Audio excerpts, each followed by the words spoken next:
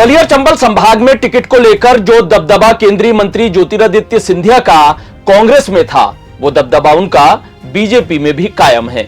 मध्य प्रदेश में बीजेपी की जो चौथी लिस्ट सामने आई है, उसे देखकर तो कम से कम यही लगता है, इस लिस्ट में ज्योतिरादित्य सिंधिया समर्थक सभी मंत्रियों को टिकट मिले हैं। तो सिंधिया का बीजेपी में ये रसूख खूब राजनीतिक सुर्खियां बटोर रहा है। नमस्कार, प्रदेश तक में आपका स्वागत है। मैं हूं इलमान खान। बीजेपी की दूसरी लिस्ट जारी होने के बाद विरोध के सुर फूटने लगे थे। ऐसा माना जा रहा था कि अब सिंधिया समर्थक मंत्रियों को टिकट नहीं दिए जाएंगे, लेकिन चौथी लिस्ट में सभी सिंधिया समर्थक मंत्रियों को प्रत्याशी बनाया गया है। चौथी लिस्ट में सिंधिया समर्थक 6 मंत्रियों को टिकट दिया गया है। इसमें सावेर से तुलसीराम सिलावट, सुर्खी से गोविंद सिंह राजपूत, बदनावर से दत्तीगांव, ग्वालियर से प्रद्युमन सिंह तोमर, सुवासरा से हरदीप सिंह डंग और सांची से डॉक्टर प्रभुराम चौधरी के नाम शामिल हैं। असल में बीजेपी ने अपनी पहली ही लिस्ट में ज्योतिरादित्य सिंधिया को हल्का सा झटका दे दिया था। 39 प्रत्याशियों की सूची में बीजेपी ने सिंधिया के साथ कांग्रेस में आए रणवीर जाटव का टिकट काट दिया था। गोहद से रणवीर जाटव की जगह पर बीजेपी ने लाल सिंह आर्य को अपना प्रत्याशी घोषित किया है।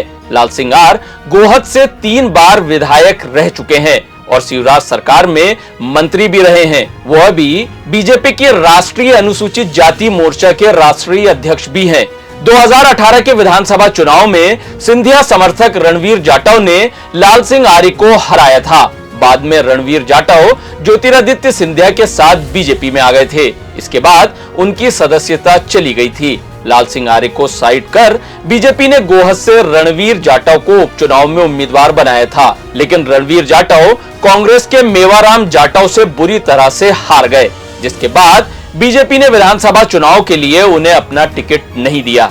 इसके बाद ही ये चर्चा शुरू हो गई थी कि ज्योतिरादित्य सिंधिया अपने समर्थकों का टिकट नहीं बचा पा रहे हैं। सिंधिया समर्थक बेचैन थे।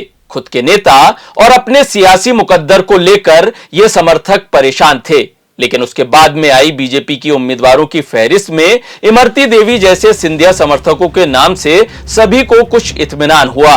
बीजेपी ने दूसरी लिस्ट में सिंधिया समर्थक 5 नेताओं को टिकट दिया था। इसके बाद आई चौथी लिस्ट में न सिर्फ सिंधिया समर्थक सभी मंत्रियों को टिकट दिया गया, ग्वालियर में भी सिंधिया की पसंद का ख्याल रखा गया है। बीजेपी ने ग्वालियर में अभी तक 6 सीटों में से 4 के कैंडिडेट घोषित कर दिए हैं, जिनमें से 3 सीटों पर केंद्रीय मंत्री ज्योतिरादित्य सिंधिया के समर्थकों ने कब्जा जमाया है। कुल मिलाकर 2020 में कमलनाथ सरकार गिराने का और बीजेपी सरकार बनाने का ज्योतिरादित्य सिंधिया को भरपूर इनाम बीजेपी ने दिया है। साथ ही कांग्रेस से ज्यादा बीजेपी नेताओं को यह बताने की कोशिश की गई है कि सिंधिया को बराबर तवज्जो दी जा रही है।